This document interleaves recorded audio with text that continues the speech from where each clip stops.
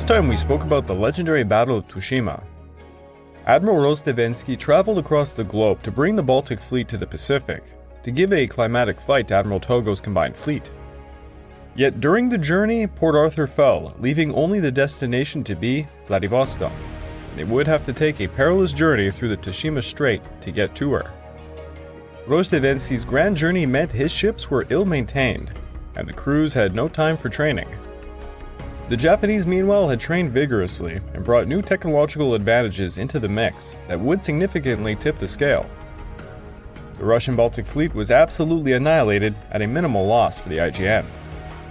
The Battle of Tsushima became one of the most famous naval battles in history, and its decisive nature would become indoctrinated into the IJN until the end of World War II.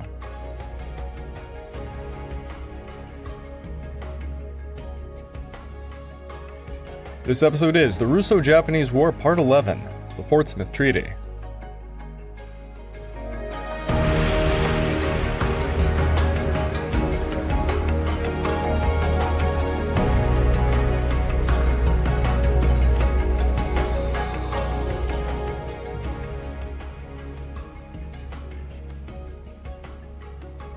Welcome back to the Fall and Rise of China podcast, and I'm your dutiful host, Craig Watson.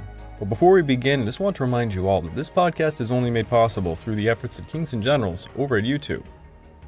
Perhaps you want to learn a bit more about the history of Asia? Kings and Generals has an assortment of episodes on the history of Asia, and so much more, so go give them a look over at YouTube. So please subscribe to Kings and Generals over at YouTube and continue to help us produce this content by checking out www.patreon.com/kingsandgenerals. And hey, don't forget about our sister podcast over at the Pacific War Week by Week podcast, written and narrated by me. And if after all that you are still hungry for some more history, why don't you check out my personal channel, the Pacific War channel, over at YouTube. Over there I just released part 2 of my series on Kanji Ishiwara, Manchu Kuo, How to Make a Puppet State. And that series used to be a Patreon exclusive. So if you find a chance, why don't you check out my Patreon account at www.patreon.com/thepacificwarchannel, where you can find more exclusive podcasts. This month's exclusive podcast over there is me answering the question as to why the Japanese performed so many atrocities during the Second World War. It's a rather gruesome and in-depth episode. Check it out. I have to start this podcast by repeating a funny little bit from this week. One of my bosses over at Kings and Generals suddenly messaged me on Discord and said, "Hey, what's going on with the China podcast? Are we doing a series on the Russo-Japanese War now?" And, to this I laughed because he had a really good point.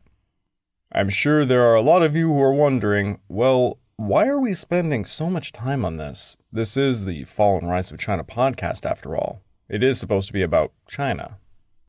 The Russo-Japanese War would have a profound effect on China and global history. Something many forget. This entire war occurred within China, a nation not officially taking part in the said conflict. Having a war break out between two other empires within your own borders was absolutely humiliating. China had just lost a war against the Russians in Manchuria also. When the war broke out, China declared neutrality and asked both sides to not violate her territory, which both did without even caring at all. The Chinese did help the Japanese, especially the Honghuzi, even after the First Sino-Japanese War had left quite a foul taste in the mouth of the Chinese. But during the Russo-Japanese War, some Pan-Asianism did develop. The Chinese public gradually began supporting the Japanese. There was quite a lot of youth in China demanding the Qing government allow them to enlist and help fight off the Russians. Countless Chinese helped with labor, working in the vast spy network, and sold both sides provisions. When the Russians lost the Battle of Tsushima and Mukden, there were many influential and future influential figures that celebrated this. Notably, Mahatma Gandhi, Mustafa Kemal Ataturk, Jawaharlal Nehru, and Sun Yat-sen were deeply influenced by the Japanese victory. Why were they so influenced? Because it was the first time a non-white nation had defeated a white one. And not just that, one of the great powers. The Russian Empire was in the public's mind defeated handily by a small Asiatic nation. It was a David and Goliath story come true. Ironically, the Yellow Peril, which Kaiser Wilhelm had utilized to usher in the war, was turned up to 100 when the Japanese won. Now, all of that is fine and dandy, but there was another dramatic effect of this war that would hold over Japan and China. We technically have not spoken about the end of the Russo-Japanese War. There was actually another battle, and the peace negotiations to discuss. It is here where things will occur that will actually lay the groundwork for World War II. So now we are heading back into the story. The Japanese had won at Mukden, and now at Tsushima. So that was that. They had won the war, right? The Russians had taken up a new defensive position in northern Manchuria, and they were still being reinforced. 2 corps were actually en route over the Trans-Siberian. In this war of attrition, the Russians would eventually win. Despite having no naval ability, they would simply overwhelm the Japanese with numbers. Both nations faced bankruptcy, but the Russians were able to take larger loans from France and Germany. Thus, the situation was, from a financial point of view, more perilous for Japan. 53% of Japan's annual revenue had been devoted to the war effort. For Russia, the humiliation and financial ruin was accompanied by a full-blown revolution. It's rather ironic to say this, by the way, and I do hope it comes out before this podcast, but I was asked by one of my bosses at KNG to do an episode on the 1905 Russian Revolution. I also did a podcast on it with my friend Ian over at the Pacific War Channel podcast. I don't often mention it, but I also have my own podcast channel, I guess you would call it, on all the major platforms. So wherever you get this podcast, you can find me. It's just check out the Pacific War Channel. Over there, we actually came out with the full Battle of Attu. I did with my friend Ian also. And soon there will be a Lord of the Rings episode and a episode on the Ramree Island Massacre. But on that channel, I try not to do single narration. I add like a guest host. It's a little bit like the podcast series The Rest is History with Tom Holland. That's kind of the format I went for. But anyways, both nations really needed the war to end, and quite fast. Now comes in my favorite US president, Theodore Roosevelt. Roosevelt was one of the few at the offset of the war to place his bet on a Japanese victory. He also attempted to resolve the disputes between the two empires before the war broke out, often citing the Kaiser's Yellow Peril propaganda as the main culprit to the hostilities. Roosevelt wrote to the British diplomat Cecil Spring Rice that he believed Wilhelm should bear partial responsibility for the war, as, quote, as he had done all he could to bring it about. Roosevelt is a fascinating figure. He was, of course, a product of his time, a 19th century man.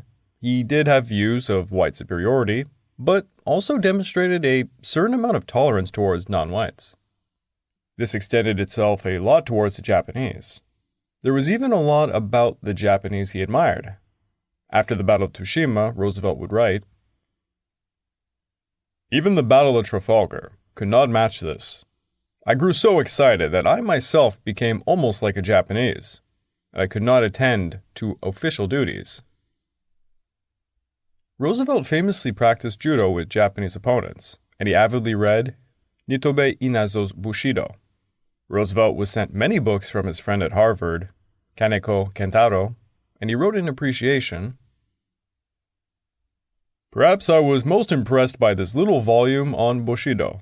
It seems to me, my dear Baron, that Japan has much to teach the nations of the Occident, just as she has something to learn from them.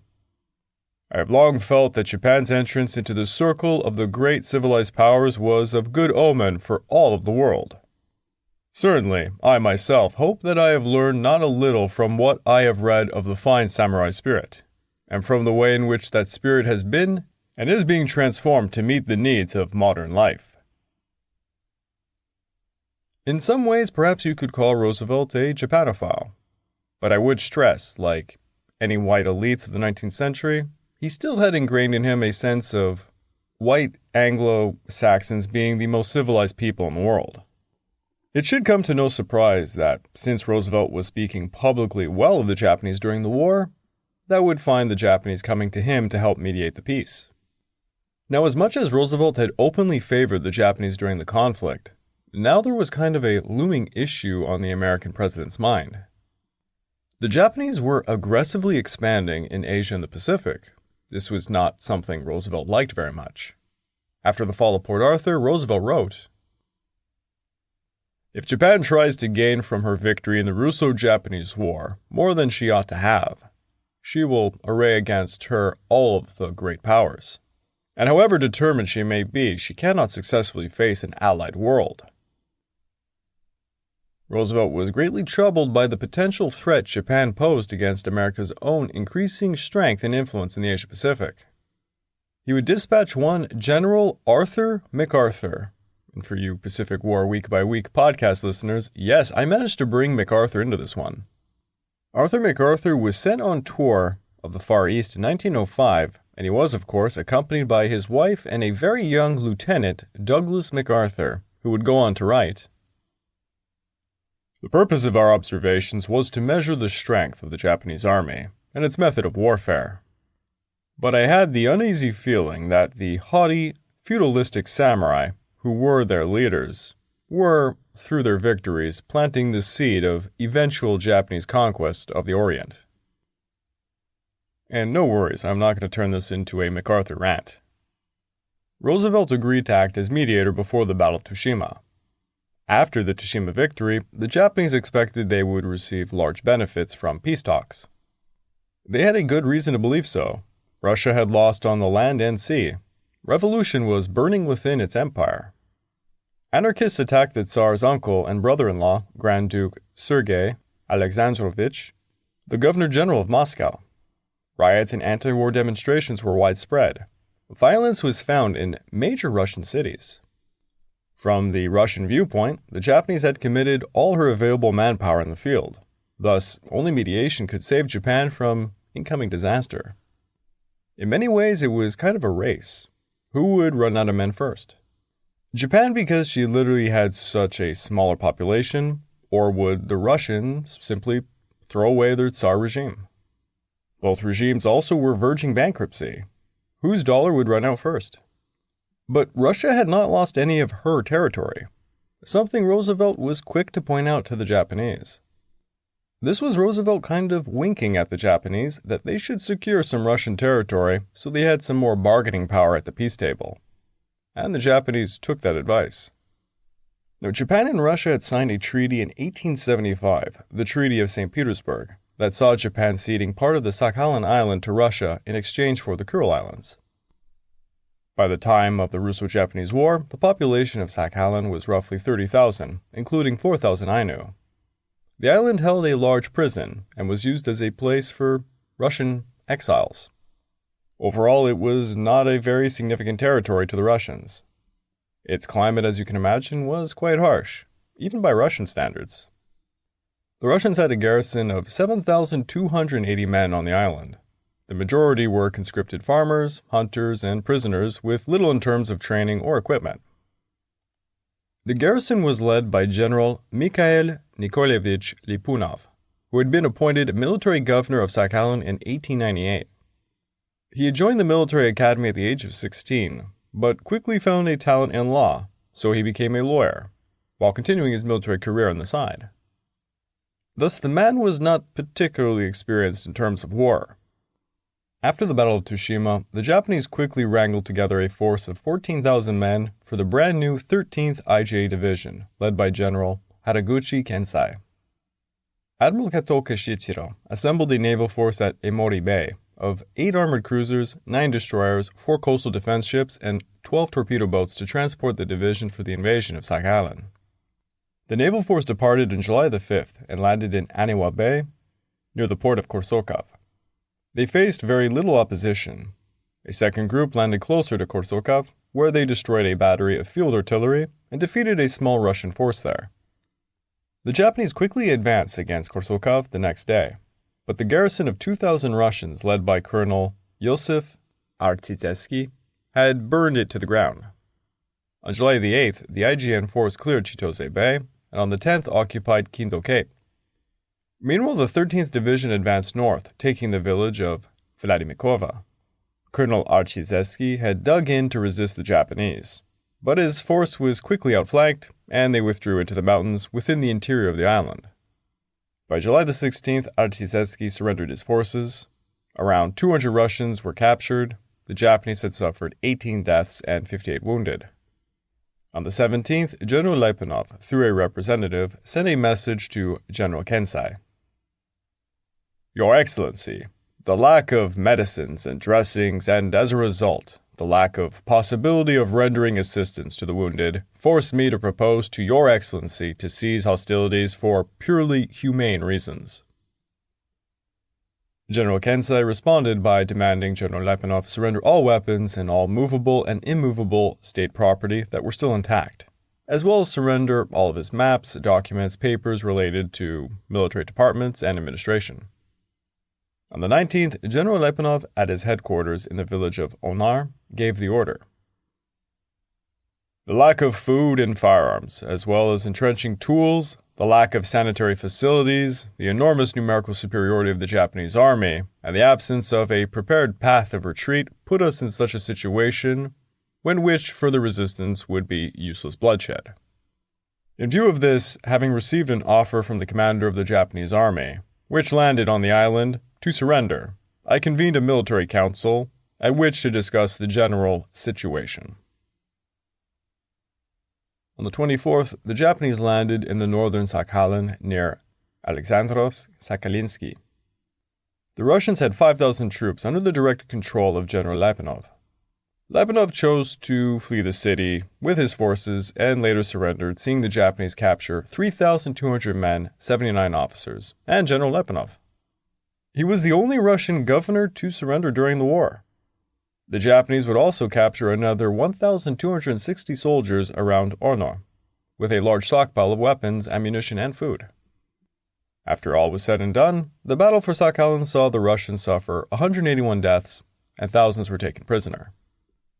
With all of that said and done, the Japanese now had officially seized Russian territory. Alongside this, the Japanese re-signed the Anglo-Japanese alliance for another 10 years and entered talks with the United States regarding their positions over Korea and the Philippines. The secretive Taft-Katsura agreement between William Howard Taft and Count Katsura Taro saw the United States agree Japan should seek a protectorate over Korea, and Japan agreed the Philippines should be left under the good governance of the United States. It should be noted, this was all an agreement, but nothing was signed. In many ways, it was a bit of a betrayal of Korea by the United States, as the Americans and Koreans had signed an amity and commerce treaty in 1882, which the Koreans assumed was a mutual defense treaty. If you actually go ahead and look some of this up today, Korea has been making a lot of waves about this. Regardless, the Japanese were securing their poker hand before heading into the negotiations. The peace negotiations were held at Portsmouth, New Hampshire. The Russian peace team was led by Sergei Witt, who had quickly stressed Russia had not been beaten and that the war was very much still on. He also began privately complaining to all that, in his view, the Japanese sought to gain as much loot from an agreement as possible. He was 100% correct in that assumption. Witt had also made it clear that Tsar's position in regards to Korea had not changed, and that Russia would never pay a single ruble in war indemnities. The Japanese were led by Baron Komura, a Harvard graduate. He came into the negotiations immediately demanding Korea was in the sphere of Japanese influence, that the Russians should depart Manchuria, the cession of Sakhalin, the granting of new fishing rights along the Russian coast, the spoils of war to be agreed upon, and of course, a fat sum of war indemnities to be paid. The teams had arrived on August the 8th of 1905, and they would be staying at the Hotel Wentworth in Newcastle. The actual negotiations took place at the General Stores building, furnished with mahogany furniture from the cabinet room of the White House. The conference was arranged so the most difficult parts would come last, namely indemnities and Sakhalin. There were 12 sessions held between August the 9th to the 30th. During the first 8 sessions, both sides reached an agreement on 8 big points. There should be an immediate ceasefire. The Russians would recognize Japanese claims over Korea. Russian forces would evacuate Manchuria. Russia would cede its leases over Port Arthur and Dalian, the South Manchurian Railway, and some mining concessions. and Russia would retain the Chinese Eastern Railway in northern Manchuria. The next 4 points were a bit trickier. On August the 15th, the two vexed subjects were brought forth, Sakhalin and indemnity payments. It seemed the American public opinion over these issues had swung to the Russians.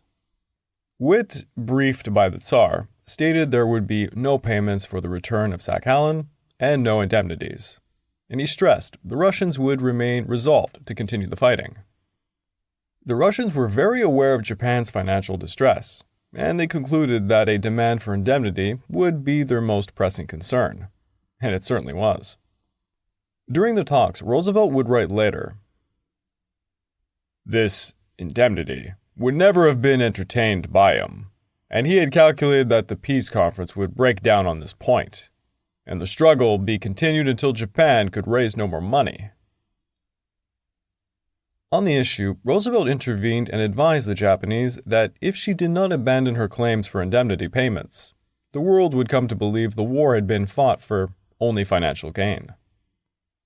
Roosevelt on the 18th proposed dividing Sakhalin. Witt countered this on the 23rd, proposing Japan keep Sakhalin and drop her claims of indemnities.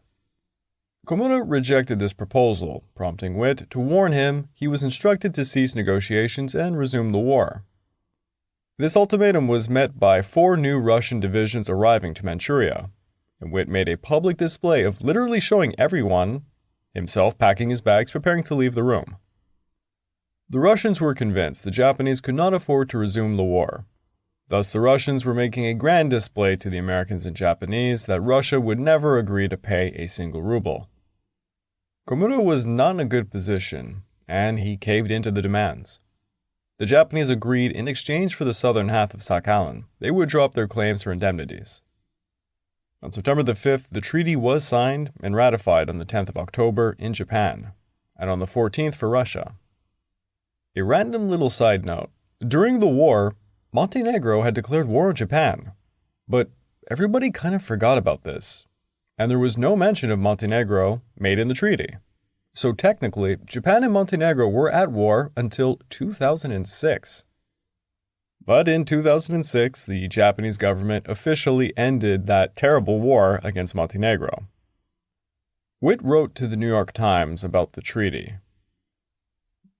"The judgment of all observers here, whether pro-Japanese or pro-Russian, is that the victory is as astonishing a thing as ever was seen in diplomatic history. A nation hopelessly beaten in every battle of the war, one army captured and the other overwhelmingly routed, with a navy swept from the seas, dictated her own terms to the victory." Witt's rather bombastic claims were well warranted, as the treaty signing had a profound effect on Japan. The Japanese public exploded. The overall taxation for the war effort, the loss of so many sons and fathers, had prompted the Japanese public to believe they were owed a lot. From the viewpoint of the Japanese public, the only news they received was that of endless victories over the land and sea. They had no idea of the financial plight of their nation. When they heard the terms of the treaty, riots exploded. The most famous riots occurred in Hibiya Park in central Tokyo, where activists and protesters assembled some 30,000 people strong. They marched upon the Imperial Palace grounds and rampaged the city for over 2 days. They especially targeted governmental buildings, the police, Russian property, and notably, United States property. From the Japanese public's view, Roosevelt and America had backstabbed them. Russian and American missionary churches were vandalized, martial law was erected. Over 350 buildings were damaged, 17 people were killed, 450 policemen, 48 firemen, and a lot of civilians were injured. Prime Minister Katsurataro's cabinet collapsed. While Roosevelt would earn himself a Nobel Peace Prize for his efforts, Japan's extremely positive view of the United States had dramatically soured.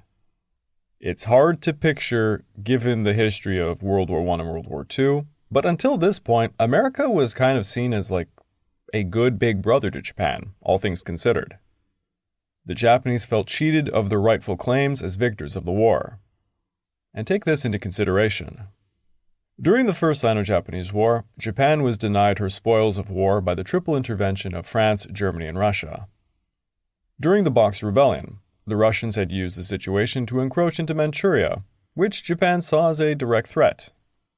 Japan, from her perspective, had won the Russo-Japanese War and was cheated off by the United States. From the Japanese perspective, she deserved recognition as a great power, and furthermore, recognition as being racially equal.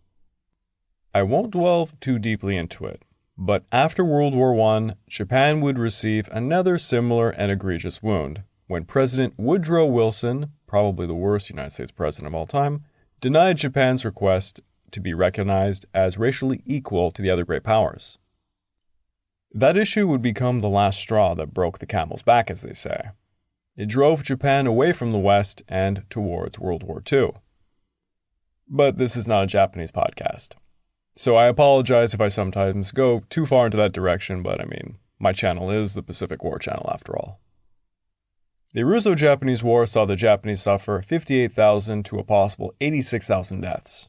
For the Russians, it was between 43,000 and perhaps 120,000. It's hard to figure. Of the casualties, the Japanese had lost perhaps 59,000 from combat, 27,000 from disease. For the Russians, 34,000 to 53,000 died from combat, whereas 9,000 to 19,000 from disease, with another 75,000 captured. But let us not forget, the Chinese would see 20,000 civilian deaths, and a lot of financial loss, over 69 million taels worth. While the Japanese treatment of thousands of Russian POWs was extremely good, they treated them very well, gave them everything they needed humanely, the treatment of the Chinese was abysmal. The war between Russia and Japan occurred on Chinese soil, but China was powerless to prevent it and suffered human and financial loss. This added to the Chinese public's sense of humiliation. Alongside this, the Treaty of Portsmouth basically started an annexation process of Korea to Japan. It also handed a ton of privileges and extraterritorial rule over to Japan. Now Japan had her feet firmly set in Manchuria, weakening Qing rule. If you were one of the elites in the Qing dynasty, and your responsibility was to improve the empire, it seems investigating how Japan beat Russia should be on top of your list of to-dos. Indeed, as we spoke a lot about it during the First Sino-Japanese War, Japan and China took very different paths to modernization in the face of Western imperialism. Japan did not defeat Russia solely because of her modernization of her army. Japan had thoroughly organized and prepared her populace for modern politics, military, economic, social, and culture, while China struggled behind. China needed to emulate certain aspects, like Japan had, to strengthen herself. When Japan and Russia signed the Treaty of Portsmouth, they were exchanging benefits, and many of these were not theirs to take or give, but rather China's. Imagine you were a subject of the Qing dynasty living in Manchuria, where your home may have been destroyed. Perhaps you lost a loved one to the conflict. What did your government do? Nothing. It was a watershed moment for the common people of China. Their government did absolutely nothing in the face of all of it. The intellectual class of China was enraged and invigorated by it all. There was this tremendous sense they as a people needed to improve in terms of politics, military, societal, economic, education, and culture. China needed to actually modernize. The Qing dynasty was being seen as decrepit, too old, too stuck in its ways. In this historical context, China was entering the late Qing reforms, or the New Policies period. This actually began in 1901, but I believed it was very important to get the Russo-Japanese War story into the mix before I dabbled into this very complex part of modern Chinese history. The Qing dynasty is soon coming to its end. Stating all of that, I thought it would be a cool time to do a bit of housekeeping. So you, Mr. or Mrs. Listener, I'd love to hear from you. As you likely know, I write and narrate the two podcasts for K&G, the Pacific War Week by Week podcast, and this one, the Fall and Rise of China podcast. And as I'm sure you know, because I obnoxiously say it in every episode, I am also a YouTuber and a podcaster on the side. I run the Pacific War channel over on YouTube, where you can find content about the history of Asia from the 1830s until about the end of the Pacific War in 1945. I also awkwardly have a podcast platform called, you guessed it, the Pacific War Channel. And as you can imagine, it's a little bit directionless since, well, let's be honest, it's a bit redundant given the other two podcasts that I currently do. I have been trying to think about how to change that podcast around, and I would love to hear from you guys what you might like. The best way to give feedback is to toss comments over on my Discord channel, which is the Pacific War Channel Discord. You can just head over to my YouTube channel. It's over on the homepage. You could also literally just toss random comments on any of my YouTube videos. And of course, I do have a business email that can be found again on my homepage of my YouTube channel. Or hell, you could just find me on the K&G Discord channel if you're one of those. Now, I do have a few ideas myself, perhaps doing more of a general history-focused podcast where I tell stories like similar to the Fall and Rise of China podcast series here. But, my God, maybe in a shorter amount of time, because this one has taken a long time. So let's say I do these 3 to 10 parters or something. Or I could do an entire other podcast series. I did have this idea to do the Rise and Fall of Japan. See what I did with the titles there. But all of these ideas are, again, exactly what you're hearing here. It's just me alone, single narration. That doesn't necessarily have to be what I do. I could also take on a co-pilot for my podcasts, so it's not just a single narration. If some of you have heard the podcast series The Rest is History with Tom Holland, I would kind of like to do that format. I think it is actually superior to single narration. Basically, your co-star can jump in here or there and throw a few questions and just do a bit of banter to break it up a bit. There's honestly a ton of directions I can go in. I could do just interviews with specialists. I could do a 4-man podcast where we just scream at each other drunk about history. I do like that idea too. And I know it's annoying, I keep saying it, but a big thanks to all of you who've already joined my Patreon. The Patreon has actually evolved quite well, I would have to say. It's kind of cool that I get to actually get some feedback as to what subjects I should tackle, and I have to add, the Patrons I currently have asked for some pretty crazy and interesting subjects. It's made for very good podcasts. For example, one patron asked me to do just a biography piece on General Kanji Shiwada. That led to me reading a few full biographies. I became way too enthralled with the subject matter, and I made a 4-part series. That series is so good, if I do say so myself, I had to release it to the public. So it's one of the only Patreon exclusives that did go to the public. It's currently being uploaded over on my YouTube channel and on my podcast. Actually, by the time this is airing, my second episode, titled Kanji Shiwa, How to Build a Puppet State, should be uploaded. And I do recommend checking it out. But if you guys want more exclusive content, maybe some early access to everything I do, the ability to ask for certain subjects to be done in a podcast form, well, check out www.patreon.com/The Pacific War Channel, and of course there you can find more exclusive podcasts. And just another little update, for those of you who are interested in the Pacific War, and are probably wondering what's going on with my YouTube channel, it's been kind of aimless lately. I just wrote it's about a 5-part series on the invasion of Manchuria in depth. So that's 1931 to 1932. Now, the difference between what I'm doing and what I'd say just about every single YouTuber has done is I'm actually covering it. Most people just cover the Mukden incident and just say, okay, the Japanese consolidated the area. We're done, and that's it. Not my episode. I go in depth into all the campaigns, and it's going to be pretty interesting. So please, check it out. I would like to take this time to remind all of you this podcast is only made possible through the efforts of Kings and Generals over at YouTube. Please go subscribe to Kings and Generals over at YouTube and continue to help us produce this content by checking out www.patreon.com/kingsandgenerals. And hey, don't forget about our sister podcast over at the Pacific War Week by Week podcast, written and narrated by me. And if after all that you are still hungry for some more history, why don't you check out my personal channel, the Pacific War Channel over at YouTube. Over there, I just released a full documentary on Medals of Honor earned during the Guadalcanal campaign with Dave Holland. Also, please check out my Patreon account at www.patreon.com/thepacificwarchannel for more exclusive podcasts. One empire has risen like a bright sun as another tumbles down like a large bear. Asia henceforth will completely change. Now the Japanese dominate the landscape. Yet what of China? How will the common Chinese take to this latest round of humiliation? The Qing dynasty is hanging by just a thread, and that thread is about to be cut.